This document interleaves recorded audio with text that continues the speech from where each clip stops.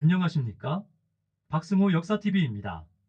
오늘은 제1차 세계대전 이후 세계의 변화에 대해 알아보겠습니다. 제1차 세계대전이 끝나고 1919년 1월 전후 문제 처리와 평화 체제 마련을 위해 파리 강화 회의가 열렸다.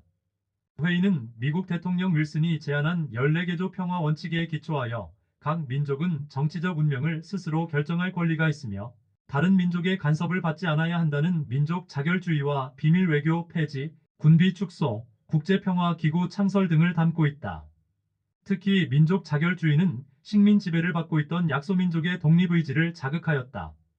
연합국은 독일과 베르사유 조약을 체결하고 다른 패전국들과도 개별적으로 강화 조약을 체결함으로써 1919년 9월 베르사유 체제가 성립되었다. 베르사유 체제는 표면적으로는 전쟁 방지, 세계 평화 확립 등을 주요 목표로 하였다. 그러나 주요 결정은 승전국의 이익에 따라 내려졌으며 패전국에는 철저한 보복과 응징이 가해졌다. 특히 독일은 막대한 배상금과 군비 감축을 요구받았고 해외의 모든 식민지를 잃게 되었다. 윌슨의 제안에 따라 42개국이 참여하여 1920년 국제연맹이 창설되었다. 국제연맹은 군비 축소, 각국의 독립과 영토 보전, 국제 분쟁의 평화적 해결 등에 합의하였다. 그러나 재창국인 미국 의회가 베르사유 조약 인준을 거부하여 처음부터 불참하였고 독일과 소련도 처음에는 참여가 배제되었다. 또한 국제 분쟁을 억제할 무력 수단을 갖추지 못한 상황에서 국제연맹은 1931년 일본의 만주 사변이나 1935년 나치, 독일의 재무장 등을 막지 못하는 등 한계를 드러내었다. 제1차 세계대전이 끝나고 평화체제를 보완하기 위한 논의가 계속되었다. 1921년부터 1922년까지 군비 축소의 규모뿐만 아니라 열강에 의한 식민 지배가 확대되고 있던 동아시아에서의 질서 재편이 포괄적으로 논의하는 워싱턴 회의에서 개최되었다. 1925년에는 로카르노 조약을 통해 독일의 국제연맹 가입과 국제분쟁의 평화적 해결 원칙에 합의하였다.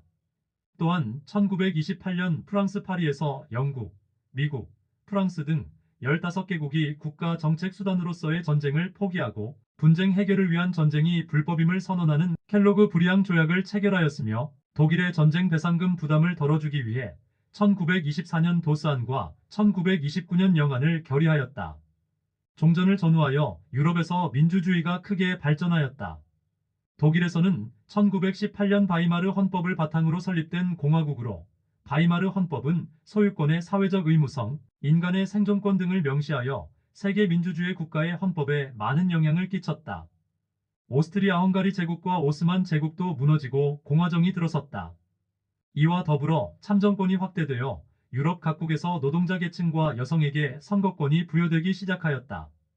윌슨의 민족 자결주의와 러시아 혁명은 중국의 민족운동에 영향을 주었다. 1919년 5월 4일 베이징 대학생을 중심으로天安門 광장에서 대규모 시위가 벌어졌는데 이들은 21개조 요구의 폐기, 산둥반도의 권익 반환, 친일 관료의 파면 등을 주장하며 일본과 군벌에 저항하였다. 오사운동의 자극을 받아 순원 등은 중국 국민당을, 천두슈 등은 1921년 중국 공산당을 결성하였다. 1924년 국민당과 공산당은 공동으로 군벌을 소탕하고 군벌과 연결된 일본 등 제국주의 열강에 대항하기 위한 국민혁명에 나섰다. 이를 제1차 국공 합작이라고 한다. 1925년 순원 사후 장제스는 북쪽의 군벌 정부를 타도하는 북벌을 단행하여 베이징을 점령한 뒤 국민혁명을 완성하고 1928년 난징에 통일된 국민당 정부를 수립하였다. 이 과정에서 공산당이 탄압을 받아 제1차 국공 합작이 결렬되었다. 1931년 만주 사변 이후에도 장제스가 공산당 소탕에 전력을 기울이자 결국 공산당은 1934년부터 1936년까지 마오쩌둥이 이끈 공산당군이 남쪽의 장시성에서 북서쪽의 산시성까지 12,500km 이상의 행군인 대장정을 감행하여 이 과정에서 공산당은 농민층의 지지를 얻었다. 일본의 중국 침략이 진전되는 가운데 내전을 중지하고 국민당과 공산당이 일치단결하여 항일 투쟁에 나서라는 요구가 점점 강해지면서 1936년 국민당 정부가 항일보다는 중국 공산당 토벌에만 전념하자 중국에서는 내전 반대와 일제 항일을 요구하는 여론이 거세졌다. 이 무렵 장쇠량이 시안을 방문한 장제스를 가두고 내전 중지와 구국 항의를 호소하는 시안 사건이 일어났다. 뒤이어 1937년에 중일전쟁이 발발하자 국민당정부는 공산당과 다시 통일전선을 형성하고 1937년 제2차 국공 합작으로 항일 투쟁에 나섰다. 인도는 제1차 세계대전 중 자치권의 확대를 약속받고 영국 정부에 협력하였다. 그러나 영국은 인도 남성의 10%에게만 선거권을 부여하고 1919년 영장 없이 인도인을 체포하거나 재판 없이 투옥할 수 있도록 한 롤러법을 제정하는 등 인도인을 탄압하였다.